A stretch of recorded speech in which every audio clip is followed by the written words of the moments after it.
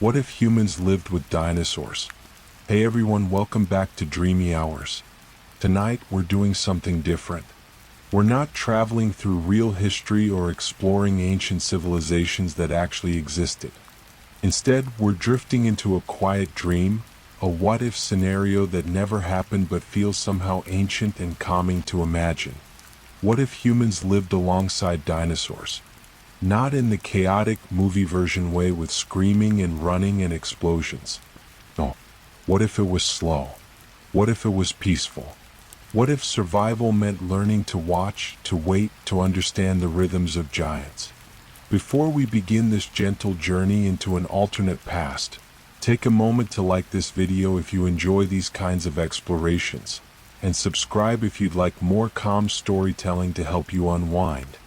Now settle in. Dim the lights, let the world outside fade away, and let's imagine together the silent dawn of an impossible world.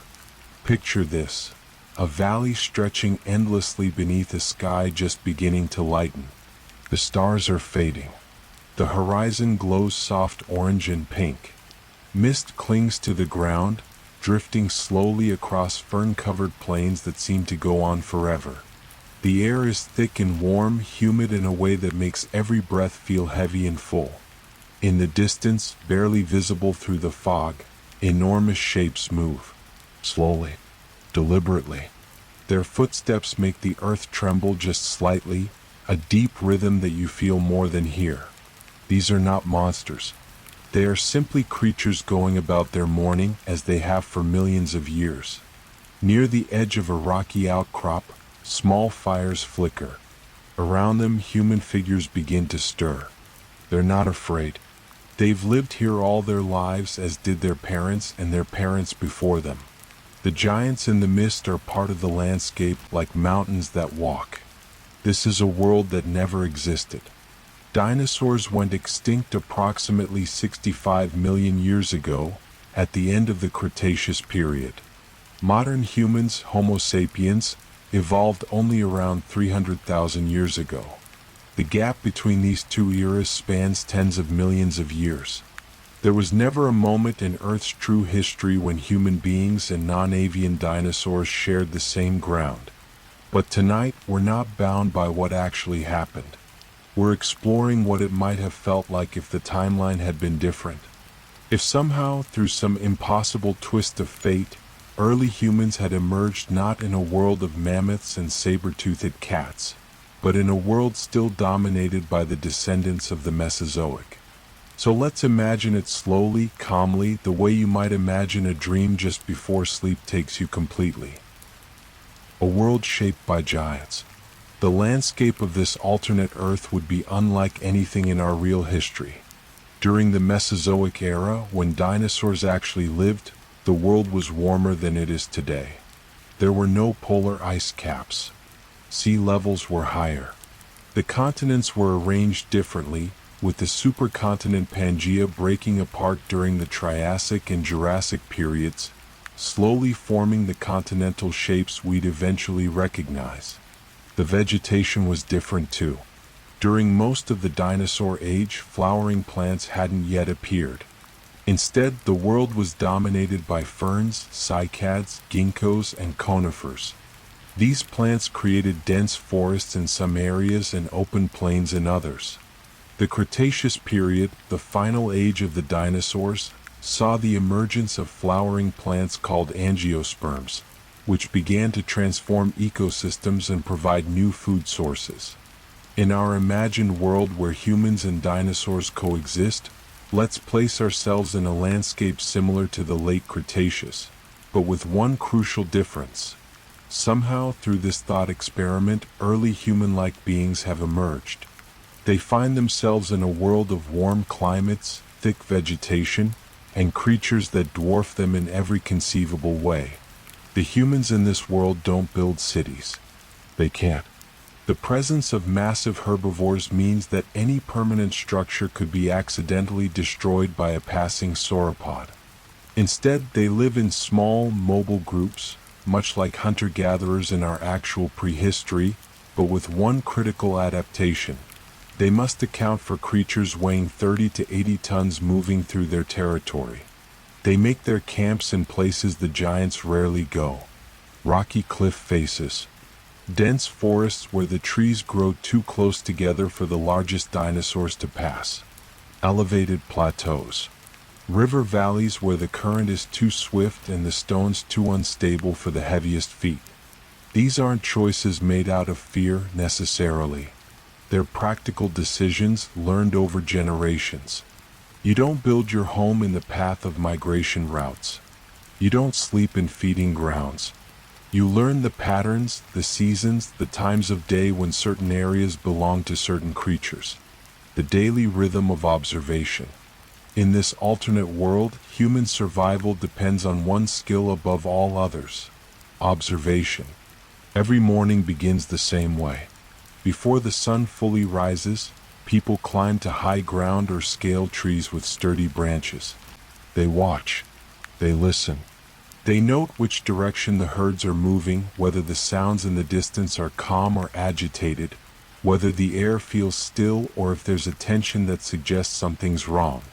Dinosaur behavior, based on what scientists understand from fossil evidence, would have varied greatly by species. Large herbivores like sauropods likely moved in herds, traveling together for protection and to find adequate vegetation. These herds would have followed seasonal patterns, migrating to areas with abundant food sources, much like modern elephants or wildebeest. Research on dinosaur trackways has revealed fascinating insights into herd behavior. In places like the Paluxy River in Texas and various sites across the world, paleontologists have found parallel tracks of multiple sauropods moving in the same direction, suggesting coordinated group movement. Some sites show evidence of age-segregated herds, where juveniles traveled separately from adults, perhaps due to different feeding requirements and walking speeds. In our imagined scenario, humans would learn these patterns intimately. They would know that in early summer, the long-necked giants move north toward the highlands where new growth is abundant. They would know that during the dry season, herds congregate near permanent water sources, making those areas temporarily off-limits for human activity. They would understand that juvenile dinosaurs, separated from adults, might be more skittish and unpredictable, requiring extra caution. The humans wouldn't just watch the herbivores. They would also track the predators. Theropods, the carnivorous dinosaurs, range from small bird-like creatures to massive apex predators like Tyrannosaurus rex. Understanding where these hunters roamed would be essential for survival. But here's something interesting. Many theropods likely weren't the constantly aggressive monsters portrayed in popular media. Modern research suggests they had complex behaviors, including possible territorial patterns, preferred hunting times, and specific prey preferences. Some may have been opportunistic scavengers as much as active hunters. In this alternate world, humans might learn that large predators are most active at dawn and dusk, during the cooler parts of the day. They might discover that certain areas are territorial boundaries, places where predators rarely venture because another predator has claimed the space. They might even learn to recognize individual animals by their calls, their gait, or markings on their scales. This knowledge would be passed down through generations, not written in books but shared through stories, songs, demonstrations. Children would learn from the moment they could walk, how to move quietly, how to read tracks in the soil, how to distinguish the rumble of a distant herd from the warning vibrations of something closer and more dangerous. The geography of coexistence. Let's think about space for a moment. How would humans and dinosaurs share the same landscape? In reality, ecological niches prevent direct competition between species. Animals that occupy the same space typically eat different foods, are active at different times, or utilize different parts of the environment. Think of how, in African savannas, giraffes browse from tall trees, zebras graze on grass, and smaller antelopes feed on bushes. Each has its place. In our dinosaur-human world, humans would occupy the smallest, most adaptable niche. They're not competing with sauropods for tree leaves. They're not hunting the same prey as Tyrannosaurus. Instead, they're finding the spaces in between. They gather plants that dinosaurs don't eat, perhaps because they're too small or too scattered to be worth the energy expenditure for a massive creature. They hunt smaller animals, lizards, early mammals, fish from streams and rivers. They use tools, something no dinosaur could do, to access foods that would otherwise be unreachable. Their settlements would cluster in what we might call quiet zones, areas that dinosaurs naturally avoid or rarely pass through. Steep mountainsides, dense, tangled forests, marshy wetlands where the ground is too soft to support extreme weight, rocky badlands with limited vegetation. But these zones aren't completely isolated. Humans would still need to venture out to gather resources. And that's where the real adaptation comes in. The art of invisible movement. Imagine learning to be invisible in plain sight. In this world, humans would develop a deep understanding of stillness. When a herd of hadrosaurs passes through an area where you're gathering food, you don't run. Running triggers chase instincts in predators and causes alarm in prey animals. Instead, you freeze. You become part of the landscape. You learn to read body language. A sauropod with its head raised, scanning the horizon, is alert. You wait. A sauropod with its head low, steadily eating, is relaxed. You can move slowly, staying downwind. You learn sounds. The low-frequency calls that sauropods might have used to communicate with herd members over long distances would be felt as much as heard vibrations through the ground. A steady rhythm means calm. Changes in pattern mean something's wrong. You learn timing. Early morning, when mist still covers the ground, visibility is poor for everyone. This might be the safest time to cross open areas.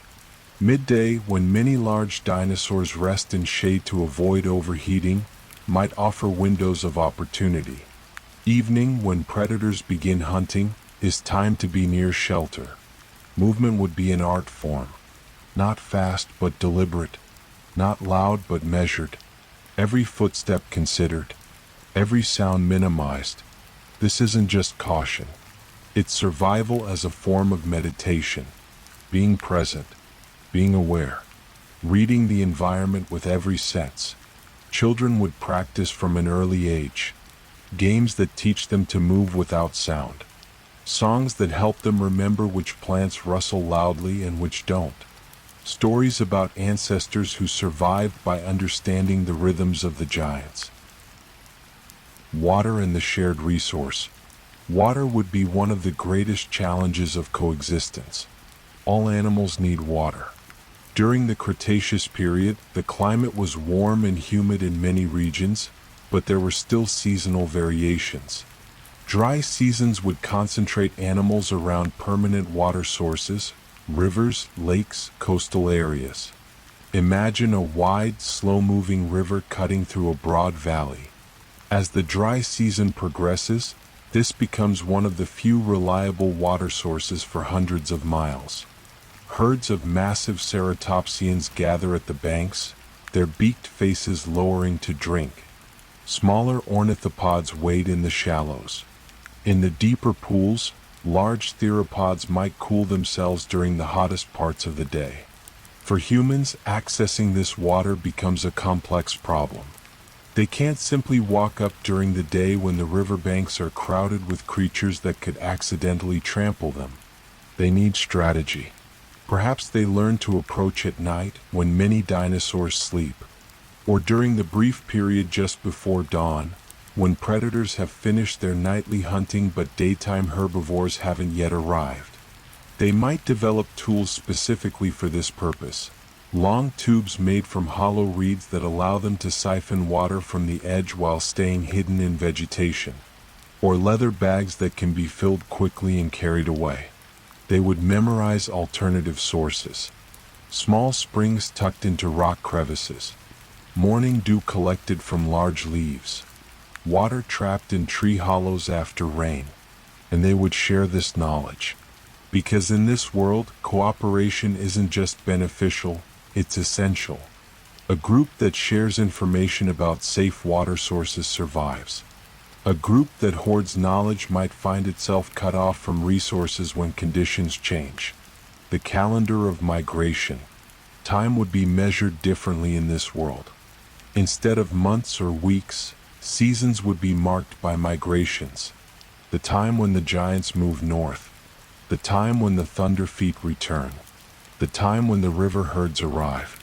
Sauropods, the long-necked herbivores, would require enormous amounts of vegetation. Some estimates suggest that the largest sauropods might have needed to consume up to a ton of plant material daily. This means they couldn't stay in one place for long. They would need to constantly move, following seasonal growth patterns. Humans in this world would learn these cycles intimately. They would know that when certain flowers bloom, the herds will arrive within days. When particular trees begin to drop their leaves, it's time to prepare for the giants to pass through. These migrations would shape human life entirely. Camps would be temporary, designed to be abandoned quickly if necessary. Trade routes between groups would be planned around migration corridors. Gathering trips would be timed to avoid periods when certain areas are overrun with dinosaurs. But migrations would also bring opportunities. When large herds move through an area, they disturb the ground, uproot plants, create clearings. In their wake, new growth emerges, attracting smaller animals that humans can hunt. Abandoned nesting sites might contain resources, materials that can be repurposed. Some human groups might even follow migrations from a distance, not unlike how some human cultures in our real history followed buffalo or caribou herds.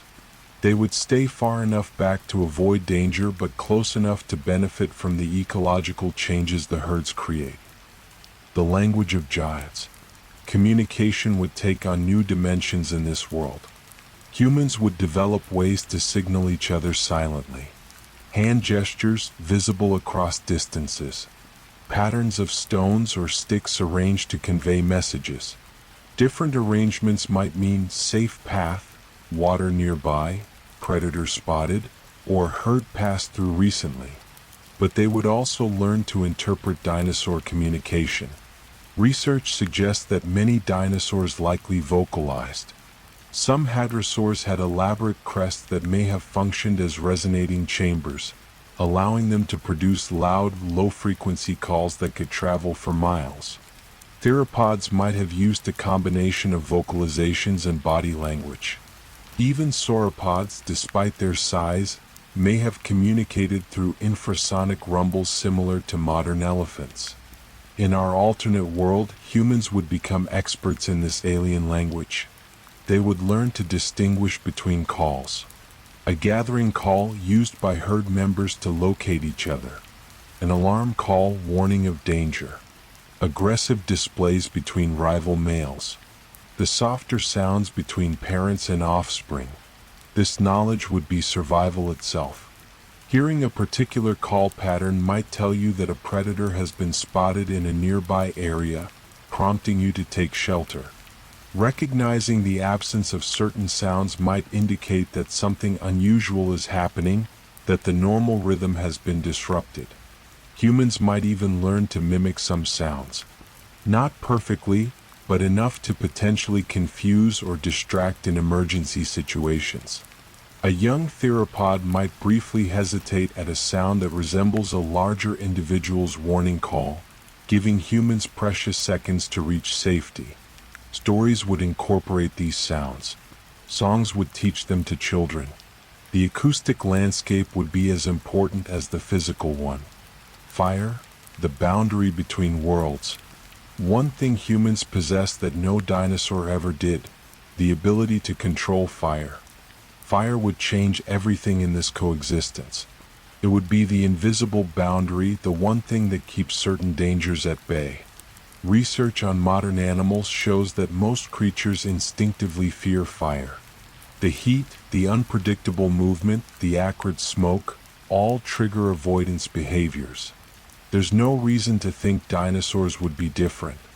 Even the largest predators would likely keep their distance from flames. At night, human camps would be ringed with fires. Not massive bonfires that consume fuel quickly, but carefully managed flames that can burn all night on minimal wood. These fires serve multiple purposes: warmth on cool nights, light for seeing, cooking food, but most importantly, they create a barrier. With fire, humans claim space, a small territory that, for the duration of the night, belongs to them. Within that ring of light, they can sleep without constantly watching for danger. Children can play. Stories can be told. Life can briefly feel safe. The ability to create fire would also make humans valuable in unexpected ways. Fires can drive smaller animals toward waiting hunters. Controlled burns can clear vegetation, encouraging new growth that attracts herbivores. Smoke can be used to signal other human groups across vast distances. But fire requires resources: wood, dry grass, materials that burn cleanly. In areas dominated by dinosaurs, gathering enough fuel would be its own challenge. Dead trees might already be trampled or buried. Dry wood might be scarce in humid climates. Human groups would need to maintain stockpiles, constantly gathering and drying materials. Firekeeping would be a revered skill. The person who can start a flame from nearly nothing, who can keep embers alive during days of rain, who knows which materials burn longest, that person would be essential to the group's survival. The sacred and the symbolic. Over time, in any human culture, meaning emerges from experience. In this world, dinosaurs would become more than just animals to avoid or track. They would become symbols, spirits, embodiments of natural forces. The massive sauropods, moving in herds that stretch across horizons, might be seen as living mountains, earth spirits in physical form. Their slow, deliberate movements, their apparent calm, their sheer presence would inspire awe. Cave paintings would feature them not as threats, but as guardians. A human artist, sitting by firelight, might carefully etch the outline of a brachiosaur onto stone, capturing the curve of the neck, the pillar-like legs. Not because they hunt these creatures, but because their presence defines the world. Theropods, the predators, might be respected as death-bringers, necessary parts of the cycle. Dangerous, yes, but also maintaining balance. Their images might adorn ceremonial objects, reminders of mortality and the need for vigilance. Smaller dinosaurs, the ones closer in size to humans, might appear in children's stories. Quick-moving plant eaters that startle easily might represent timidity or caution. Pack-hunting predators might symbolize cooperation and strategy.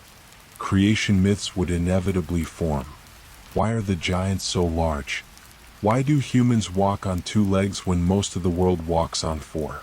Why can humans use fire? Why do the thunder feet shake the earth? Perhaps, in this culture's stories, humans were made small deliberately so they could hide in places the giants cannot reach.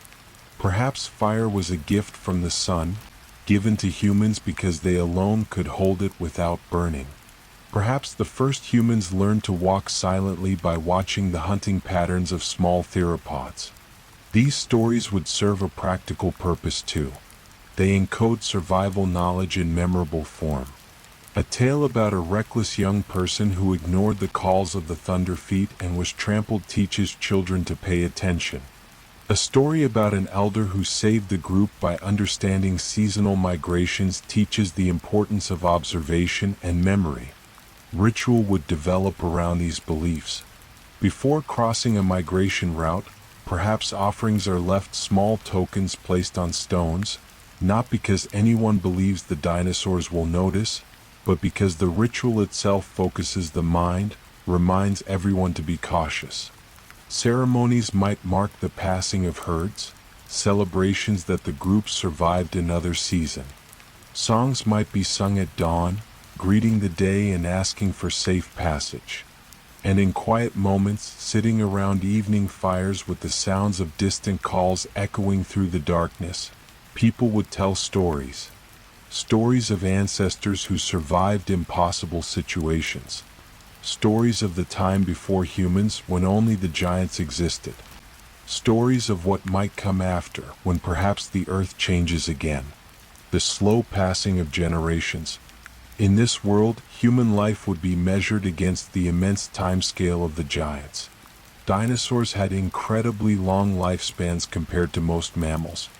While direct evidence is limited, studies of growth rings in bones suggest that large sauropods might have lived for 70 to 100 years or more, continuing to grow throughout their lives. Even smaller species likely had substantial lifespans. This means that a single dinosaur might be encountered by multiple human generations. A child might see a particular sauropod with distinctive markings grazing near their summer camp. Years later, as an adult, they might see that same individual, now larger, in the same area. And decades after that, as an elder, they might point out that ancient giant to their own grandchildren. This continuity would create a different relationship with time. Humans would be the ephemeral ones, living brief sparks compared to the enduring presence of the giants. Stories would be passed down. That one with the broken crest has been coming to the northern valley since your great-grandmother was young. Or, the old bull who leads the western herd has outlived 3 generations of our family. This might foster a deep respect, an understanding that these creatures are not just obstacles or dangers, but fellow inhabitants of the world with their own long histories. Human culture would adapt to this relationship. Perhaps certain individuals are named after distinctive dinosaurs, linking human identity to the enduring presence of the giants. Perhaps the passing of a particularly ancient dinosaur is marked with ceremony, acknowledged as the end of an era that spanned human lifetimes. Elders would be particularly valued, not just for their general experience, but specifically for their accumulated knowledge of individual dinosaurs and their behaviors. That's the scarred hunter from the eastern cliffs. She's more cautious than others. If you see her, move slowly and she'll likely avoid you. This knowledge would be survival in its purest form. The longer you've lived, the more patterns you've witnessed, the more likely you are to correctly predict what comes next. The question of connection. Would there be any direct interaction between humans and dinosaurs? Any moment of connection across the vast gulf between species?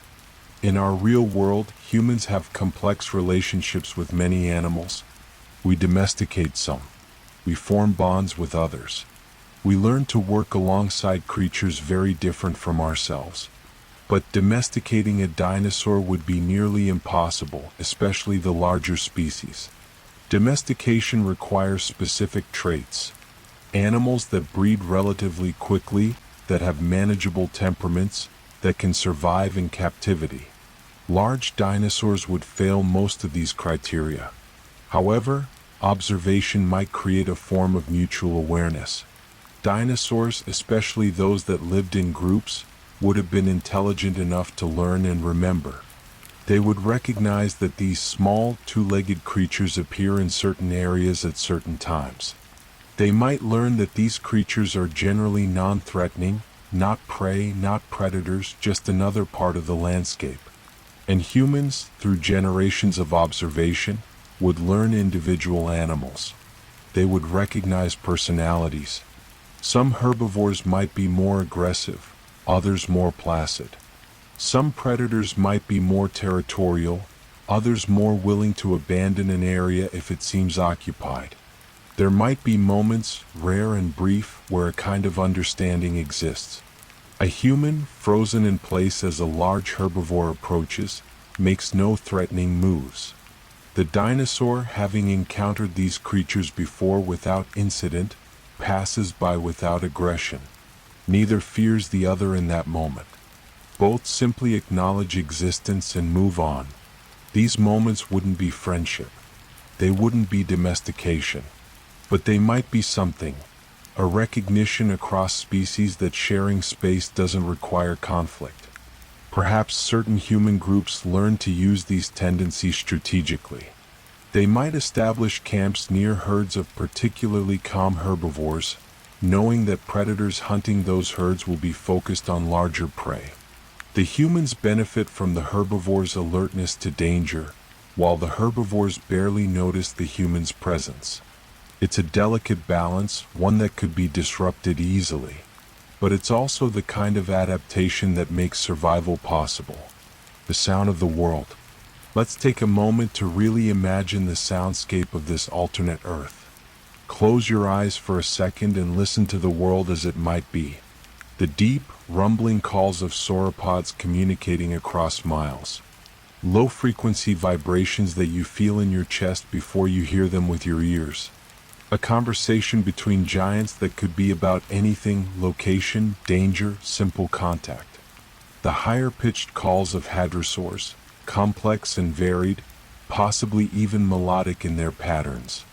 Resonating through their elaborate head crests, these sounds might have been as distinctive as bird songs, each species with its own voice.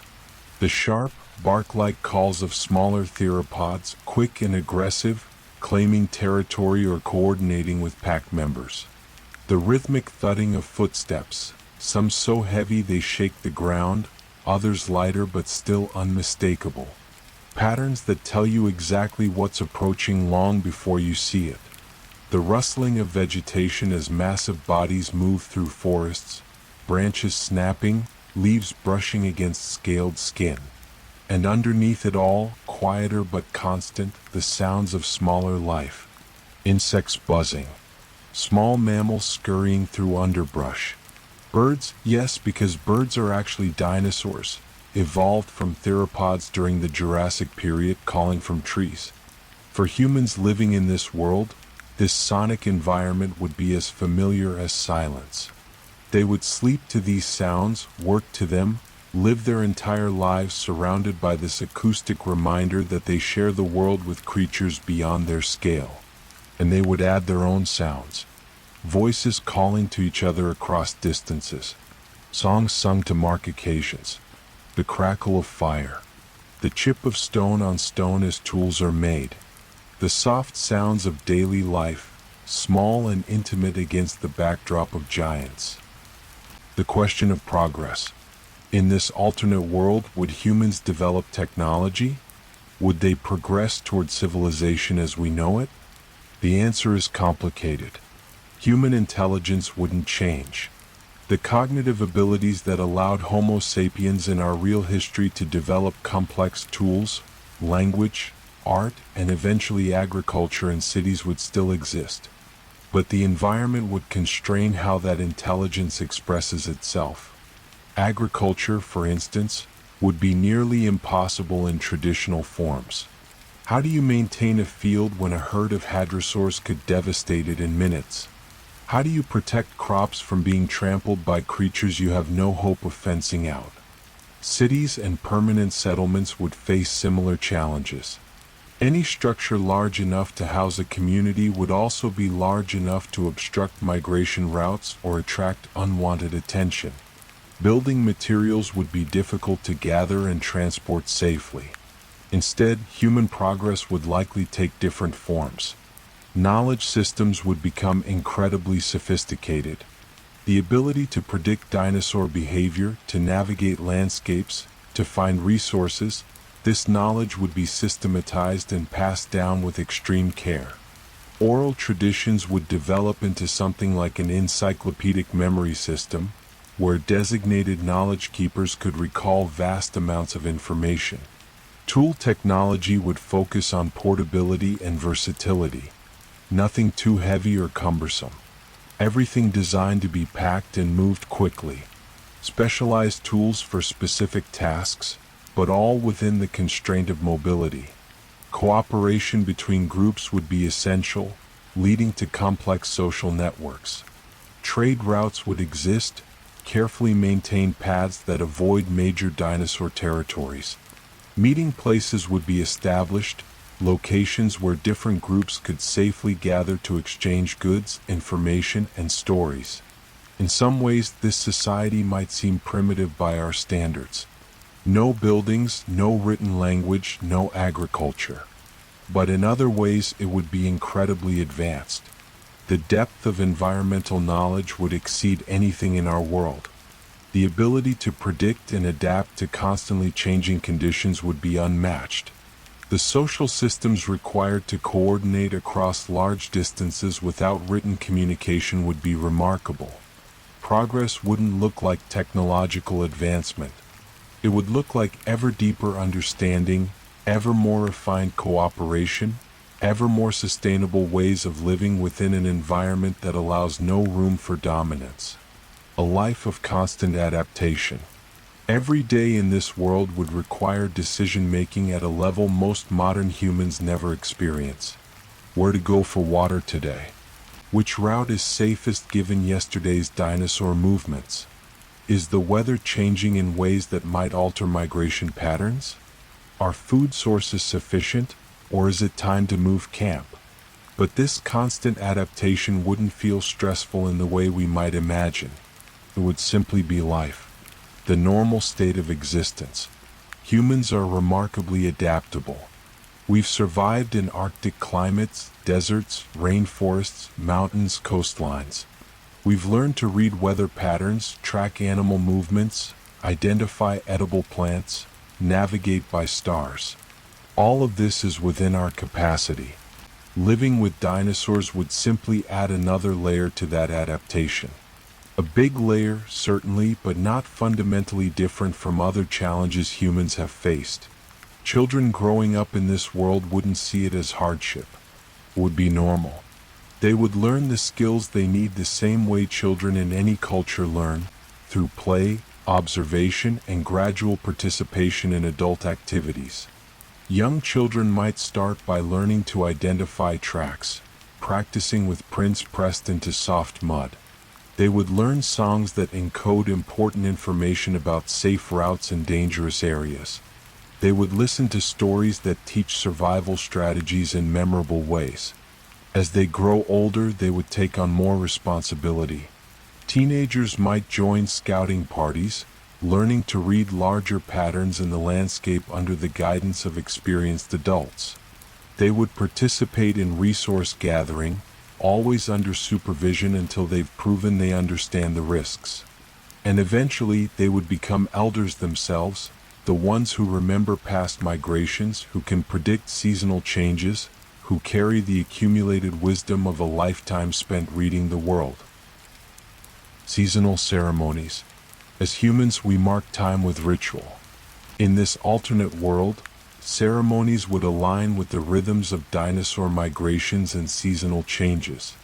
Imagine the celebration when the giants return. After months of absence, the familiar rumble of approaching herds signals that the cycle continues, that the world remains in balance.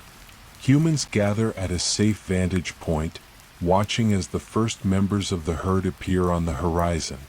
There's drumming, singing, acknowledgement that both species have survived another turning of seasons. Or the quiet ceremony when herds depart.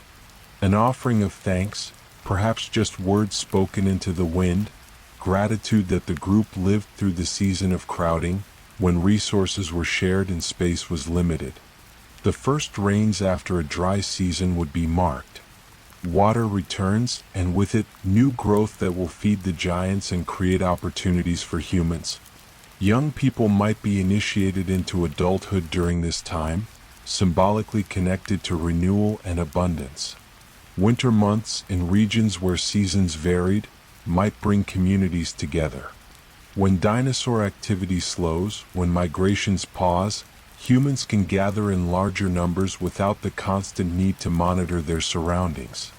This becomes the time for intergroup meetings, for arranged partnerships between groups, for sharing stories and knowledge accumulated over the past year. These ceremonies would serve social and practical purposes simultaneously. They reinforce group identity. They mark important time periods. They provide opportunities for teaching younger generations. and they offer moments of reflection, times to acknowledge both the beauty and difficulty of existence in this world. The inevitable question: would humans eventually become dominant in this world? Would we eventually outcompete or eliminate dinosaurs? In our actual history, humans have dramatically altered ecosystems wherever we've spread. We've driven numerous species to extinction, reshaped landscapes, and become the dominant force on the planet. But that dominance came from specific factors: tool use, language, cooperation, and most importantly, the ability to manipulate our environment through agriculture and technology. In a world where large-scale environmental manipulation is prevented by the presence of creatures too large to fence out or control, human dominance would be limited. We might become numerous within our niche. We might spread to many different regions. But we would remain one species among many, constrained by the practical reality that we cannot remove or control the largest animals in our environment. This might actually lead to a more stable, sustainable existence. Without the option to dominate, humans would be forced to maintain balance. Taking too much game from an area doesn't just deplete resources, it might attract predators or disturb the movements of herbivores in ways that make the area dangerous. The relationship would remain what it has been: observation, adaptation, and living within limits rather than trying to exceed them. In this way, humans would be more like wolves or lions in our actual world. Important predators with their own territories and behaviors, but not world changers, not ecosystem controllers. Would we be happy in such a world? That's perhaps the wrong question. Happiness is relative to expectations. Humans in this alternate world wouldn't know any other existence.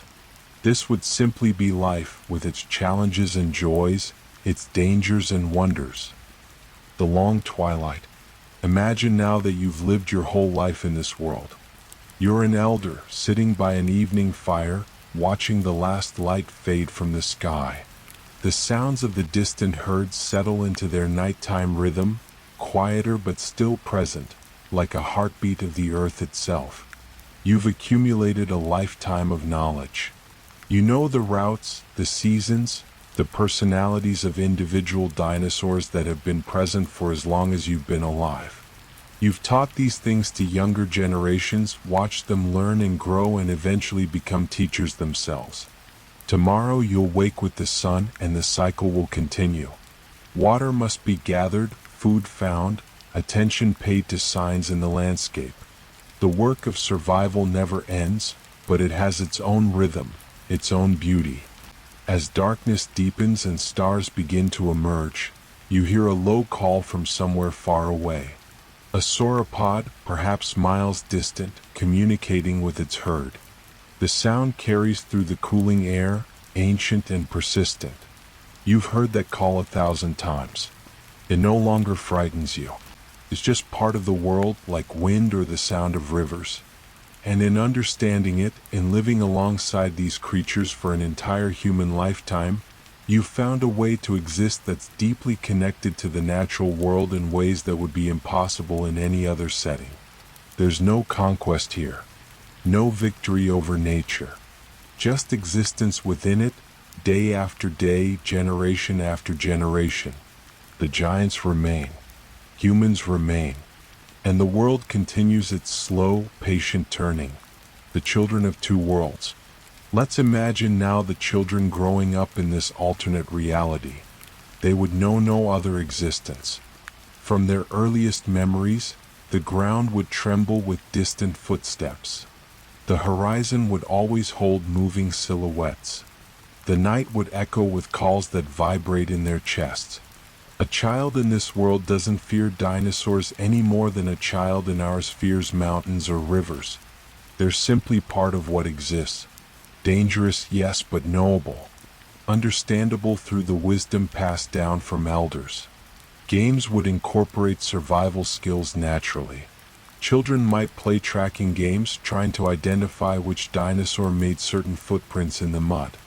They might practice freezing exercises, seeing who can remain perfectly still longest while others make noise nearby. They might build tiny shelters from branches, learning the skills they'll need as adults. Stories told around fires wouldn't be about defeating dinosaurs or driving them away. They would be about understanding them, about ancestors who survived by being clever rather than strong, about the importance of patience and observation. A child might ask their grandmother, "Were you ever frightened of the thunder feet?" And the grandmother might answer, "When I was very young, yes. But then my mother taught me their patterns." Once you understand their rhythm, they become less frightening and more like the changing seasons. Powerful, yes. Demanding respect always, but predictable in their way. Adolescence in this world would mark an important transition. Young people would begin joining scouting parties, learning to navigate larger territories under adult supervision. They would learn to read landscapes not just for food and water, but for signs of recent dinosaur activity. A bent tree branch here might indicate a large herbivore pushed through recently. Disturbed earth there might show where something heavy walked. Scattered bones could tell stories about predator feeding patterns and whether an area is currently in use. These young people would also begin learning the oral histories in depth. Which valleys flood during certain seasons, driving herds toward higher ground. Which mountain passes remain accessible even when other routes become dangerous due to nesting territories. Which water sources have been reliable for generations and which have dried up or changed course. By the time they reach full adulthood, they would possess a mental map of their territory more detailed than any written chart. They would know not just geography but time, the four-dimensional landscape of space and seasonal change that determines where safety can be found at any given moment. The passage of years. Time would feel different in this world. Modern humans often think of progress as linear, always moving forward toward something better. But in a world where dinosaurs dominate, progress would be cyclical, tied to natural rhythms that dwarf human concerns. Years would be marked by migrations, by the predictable return of certain herds to certain places. People might count their ages not just in summers but in how many times they've witnessed particular events. I was born in the year the western herd lost their matriarch. I came of age during the season when fire swept the eastern plains. Decades would pass with remarkably little change in human lifestyle.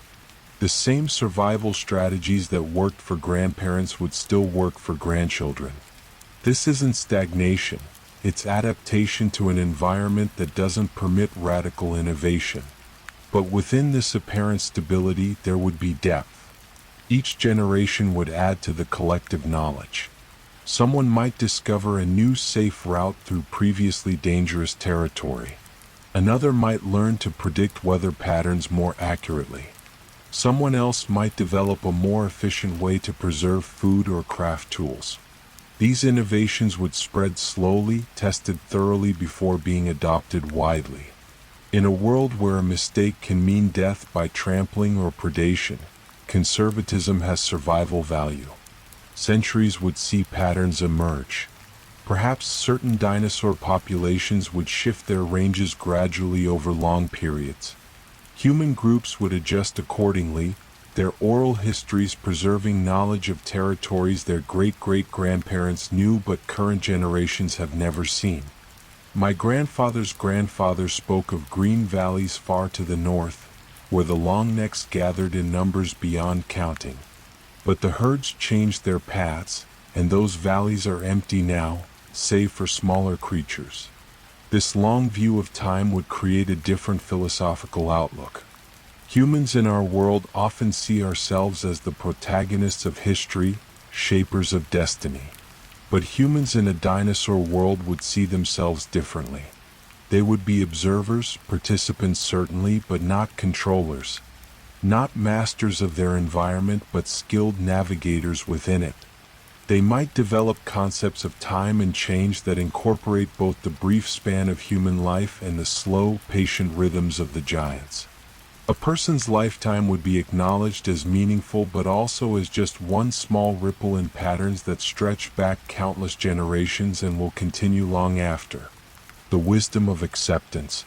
Over time, this way of living would shape philosophy and values in profound ways. Humility would be learned early and reinforced constantly. You cannot be arrogant when any day might bring an encounter with a creature 50 times your weight. You cannot pretend to control nature when nature includes animals that accidentally destroy in an instant what took you weeks to build. But this humility wouldn't be demeaning. It would be paired with a deep pride in human adaptability and intelligence. We may be small, but we understand. We may be weak, but we endure. We may not rule this land, but we have earned our place in it. Patience would be elevated to the highest virtue. Rushing leads to mistakes, and mistakes are unforgiving. Better to wait another day for water than to approach a crowded river at the wrong time.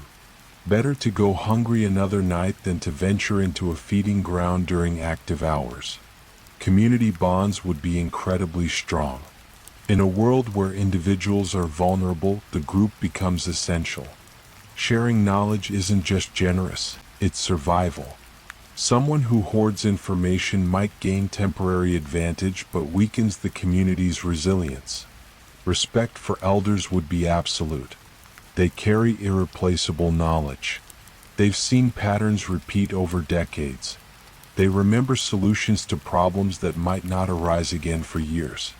When an elder speaks about how to handle a situation, you listen because they've survived situations that killed others.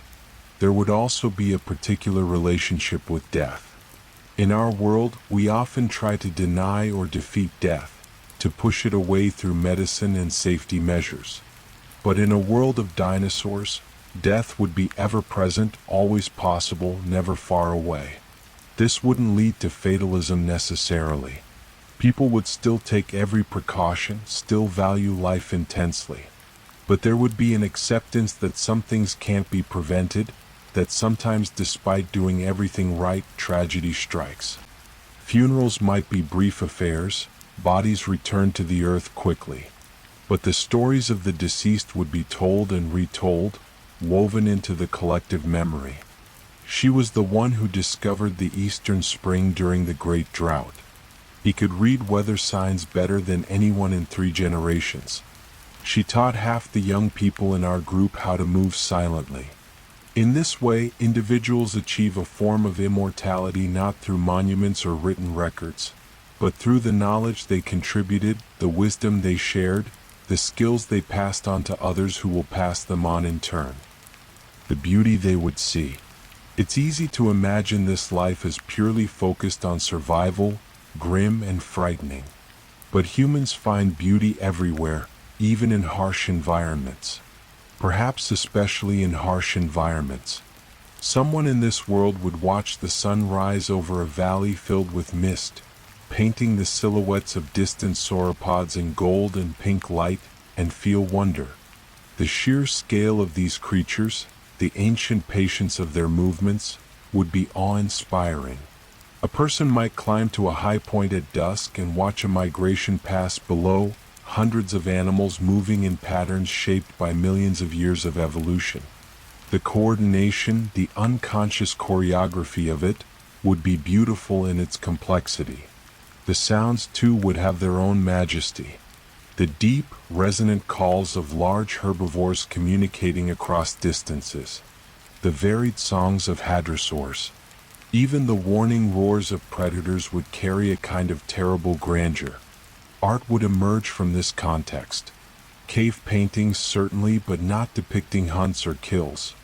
Instead, they might show the graceful curves of a sauropod's neck, the geometric patterns of a herd's movement, the relationship between land and the creatures that inhabit it. Music would incorporate rhythms learned from dinosaur footfalls. Drums might echo the patterns of approaching herds. Songs might mimic the calls people hear daily, transforming them into something human, something that carries meaning and emotion. Stories would be told not just for instruction but for entertainment and emotional resonance. Tales of brave scouts, of clever solutions to seemingly impossible problems, of love found during the brief peaceful seasons, of sacrifices made for the group's survival. Even the practical objects of daily life would be crafted with care and aesthetic consideration. A tool might be decorated with carved patterns. Clothing might incorporate dyes made from plants, arranged in designs that please the eye. Shelters, though temporary, might be arranged with attention to symmetry and proportion. Because humans need beauty. We need meaning. We need to look at our world and see not just threats and resources, but wonder. Even if that world includes creatures that could end us with a careless step. The bonds between people. In this alternate reality, human relationships would be shaped by constant proximity and mutual dependence. Romance would exist, certainly. The human heart doesn't change just because the environment does. Young people would still feel attractions, still experience that particular nervousness and excitement of early connection. But courtship would happen within the constraints of the lifestyle. You might notice someone across the evening fire. Admire how they move during the day, their confidence and skill. Begin finding excuses to work near them, to walk the same patrol routes, to sit nearby during meals. Conversations would happen during shared tasks. Peeling roots while discussing the weather. Crafting tools while talking about childhood memories. The gradual building of intimacy through countless small interactions rather than dramatic gestures. Partnerships, when they formed, would be thoroughly practical while still holding emotional weight.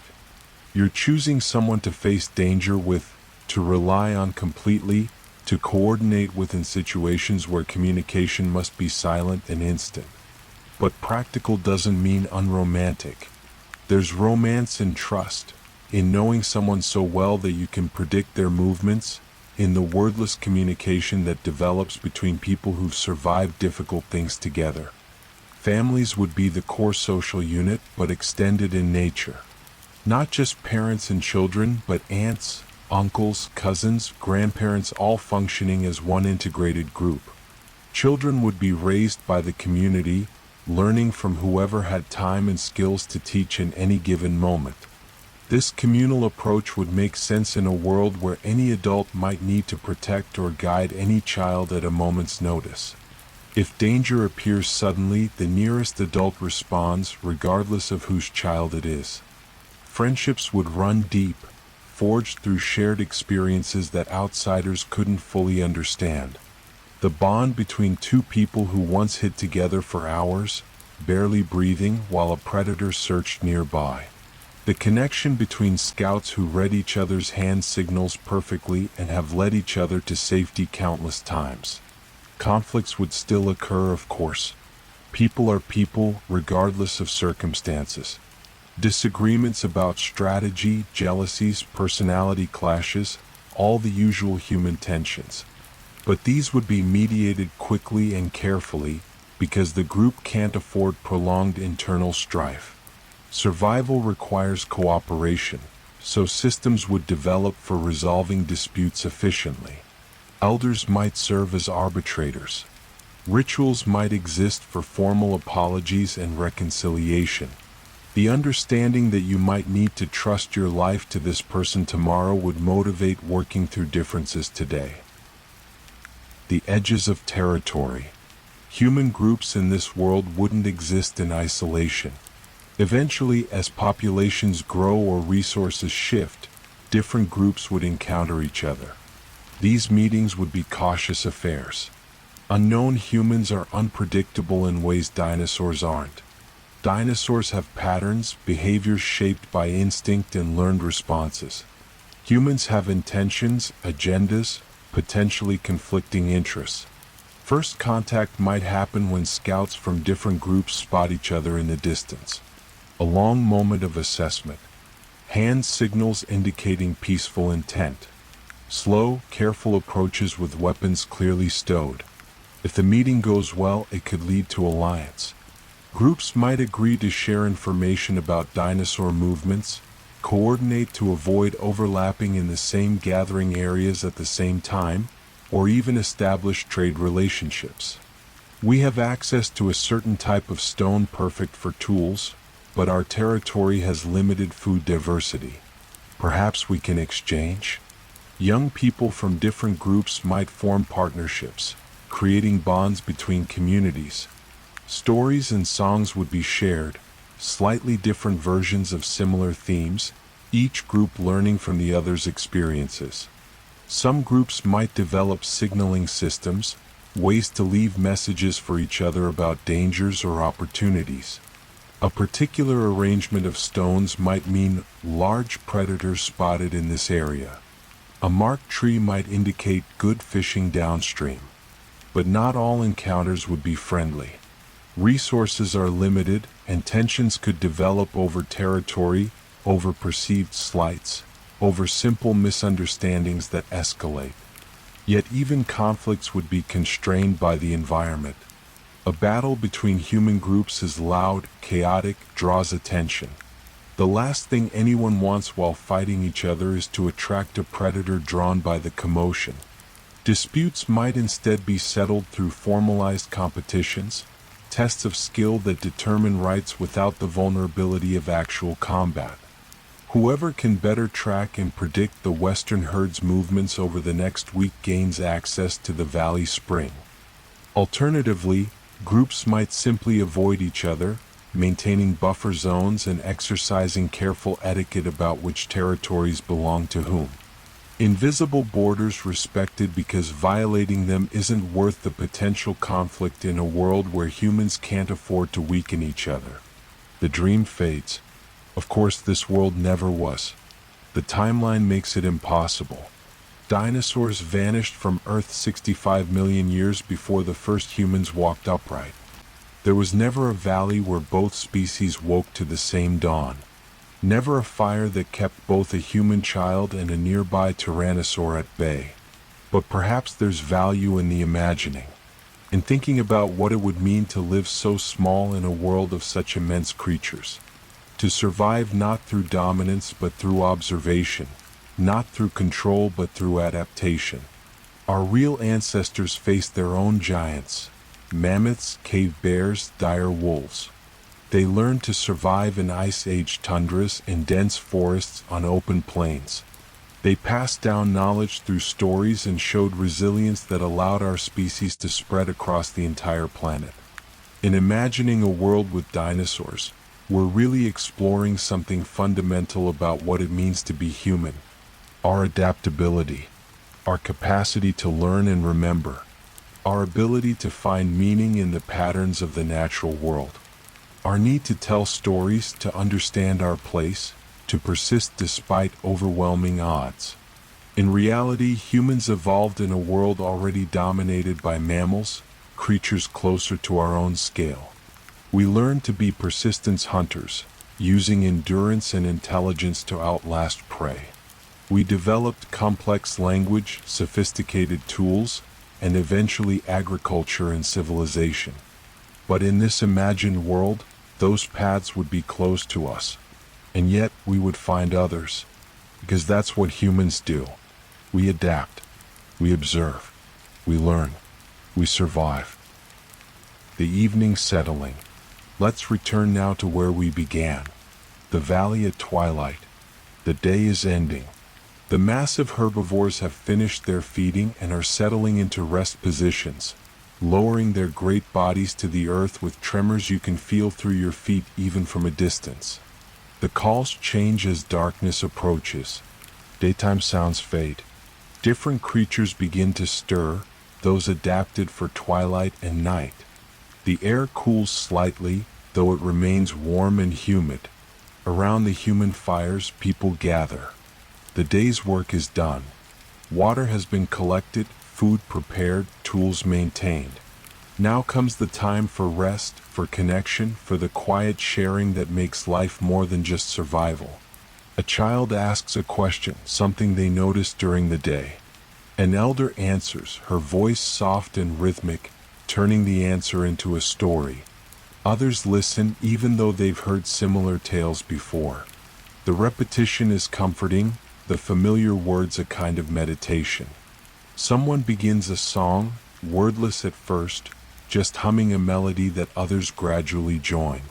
The harmony builds slowly, naturally, different voices finding their place in the collective sound.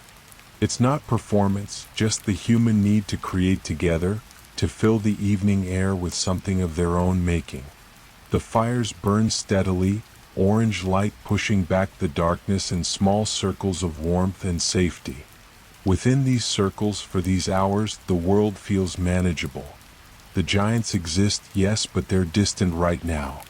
The dangers are real, but they're not immediate.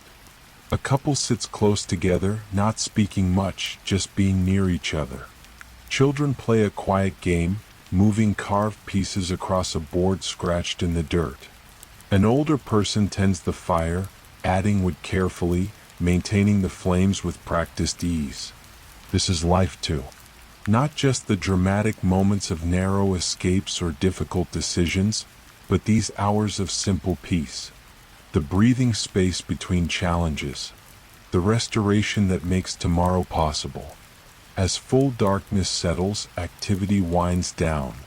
People settle into sleeping positions, wrapped in hides and woven fibers. Someone is always on watch, sitting slightly apart, eyes and ears alert for any change in the night sounds. But even the watcher isn't tense. This is routine. This is normal. The night has its own rhythm and they know it well. Far away, a deep call echoes. A sauropod, perhaps, or something else large and unseen. The sound rolls across the landscape, felt as much as heard. No one stirs. It's just the night speaking, the world continuing its ancient patterns. One by one, people drift toward sleep. Breathing slows. Consciousness fades. And in the darkness, in the warmth of shared fires and shared trust, humans rest in a world of giants. The impossible morning. Morning comes again in this world that never was. Light creeps across the landscape, touching treetops first, then filtering down through layers of mist and vegetation. The world reveals itself gradually, shapes emerging from shadow. The fires have burned low, reduced to embers. Someone rises first, begins the careful work of coaxing flames back to life. Others wake in sequence, bodies responding to ingrained rhythms. There's no alarm, no sudden jolt into activity. Just a slow return to wakefulness, a gentle transition from rest to readiness. People stretch, groan softly, rub sleep from their eyes. They move to the edge of camp to relieve themselves, then return to the fire for warmth. Someone checks the water containers. Someone else begins preparing a simple morning meal from stores gathered the previous day. Tasks are divided without discussion, each person knowing their role from long habit. A scout climbs to the usual vantage point, surveys the surrounding area. They note what's changed overnight. A herd has moved closer, but not dangerously so. The eastern path shows fresh tracks. Something large passed through but continued on. The western approach remains clear. They signal this information down to the group below. Hand gestures, simple and clear. Oh well. Proceed as planned. The day begins to take shape. Some will gather plants today. Others will scout further territories. A few will remain in camp to maintain tools and process resources from previous days. But before anyone disperses, there's a moment of collective quiet. Standing together, looking out at the world awakening around them. Acknowledging silently that they've survived another night. That they're together. That today brings new challenges but also new possibilities. Someone murmurs something barely audible. Perhaps a prayer, perhaps just a thought spoken aloud. Others nod or add their own quiet words. Then the moment passes. Work begins. This is the rhythm. Night into day, survival into rest, challenge into recovery. Repeated endlessly, generation after generation. Not heroic in the mythic sense, but heroic in the way that simple persistence is heroic. The refusing to be erased. the insisting on existence despite everything. The long view. If we could somehow watch this alternate world over vast spans of time, what would we see? Humans remaining small in number, never covering the Earth the way we do in reality. Populations limited by the carrying capacity of a world where they can't manipulate large-scale ecosystems. Groups scattered across different regions, each adapting slightly to local conditions.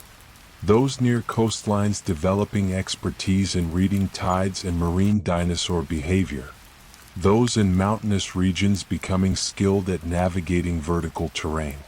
Those on plains perfecting the art of long-distance observation. Language would diversify as groups remain separated for long periods.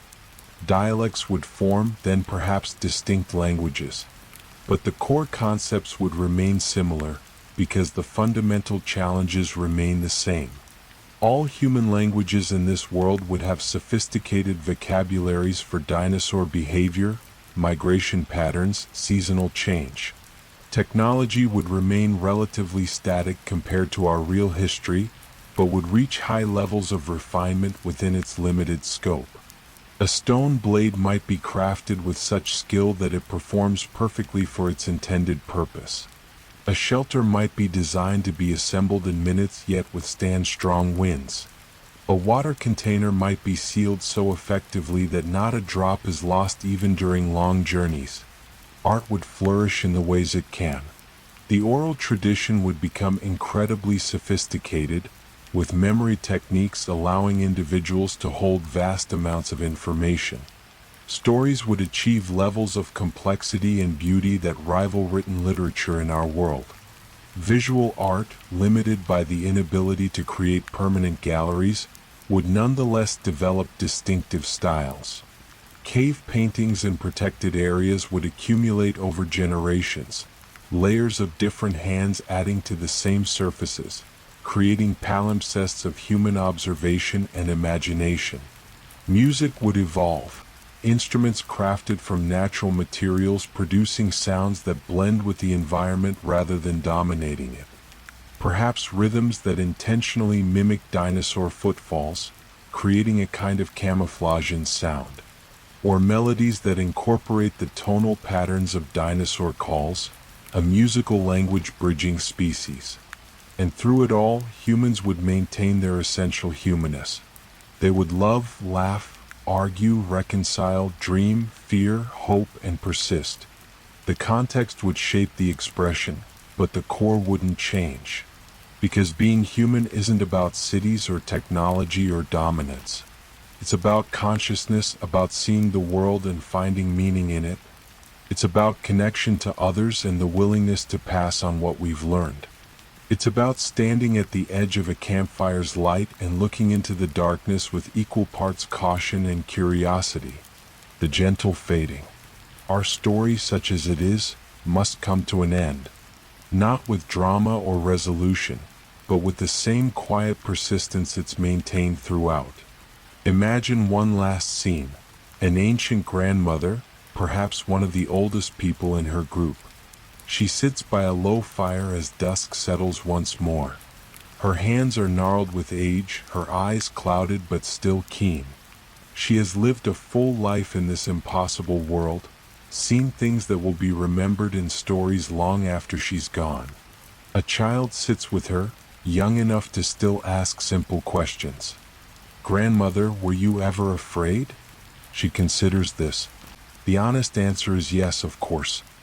Fear has been a constant companion, a tool for survival, a reasonable response to living among creatures that could end her life with terrifying ease. But she says instead, "I learned to be careful." And careful is different from afraid. The child processes this, young mind working through the distinction.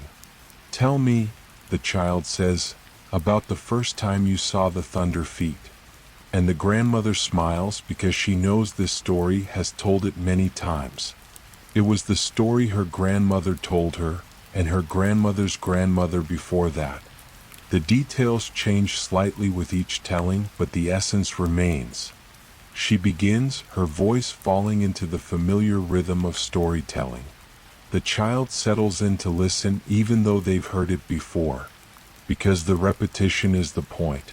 This is how knowledge transfers, how memory persists, how humans remain human even in worlds not built for them. The fire burns low. The sky darkens. Stars emerge, the same stars that watch over our real world, marking patterns that transcend the small dramas playing out beneath them. Somewhere in the distance, a deep call echoes. The grandmother and child both hear it, both note it, both recognize it as part of the world's voice. It doesn't interrupt the story. It's just there, constant and patient like the ground beneath their feet. The child's eyes grow heavy. The story winds down to its familiar end. The grandmother stops speaking but continues sitting, watching the child drift toward sleep with the particular contentment that comes from having passed something important to the next generation. Tomorrow will come. The cycle will continue. But for now, in this moment, all is quiet. All is well. The final whisper. And so we leave this world that never existed, this gentle dream of coexistence between species separated by unimaginable time. The valley remains timeless and patient. The mist rolls across the ground. The massive shapes continue their slow movements across the horizon. The fires burn in their small circles of light. Humans persist as they always have, finding ways to survive in impossible circumstances. Not through conquest, but through understanding. Not through force, but through patience. They watch. They learn. They adapt. They teach what they've learned to those who come after. And in doing so, they create meaning in a world that has no special place prepared for them, that offers no guarantees, that demands constant vigilance and cooperation. If this world could speak, it might say, "You are small, but you are here. You are fragile, but you endure. You are brief, but you matter in the brief time you have." And humanity, in whatever form it takes, in whatever world it inhabits, seems always to respond, "That is enough. To be here, to endure, to matter however briefly. That is enough." The last light fades. The stars wheel overhead in their eternal patterns. The breathing of sleeping humans mingles with the deeper breaths of sleeping giants. The earth turns patient and persistent. And somewhere, in that space between waking and sleep, between imagination and memory, the dream continues. Softly, gently, forever. Thank you for joining me tonight on this quiet journey through an impossible world. If you found peace in this exploration, please consider liking this video and subscribing to Dreamy Hours for more calm storytelling designed to help you unwind and drift into sleep. Until next time, rest well.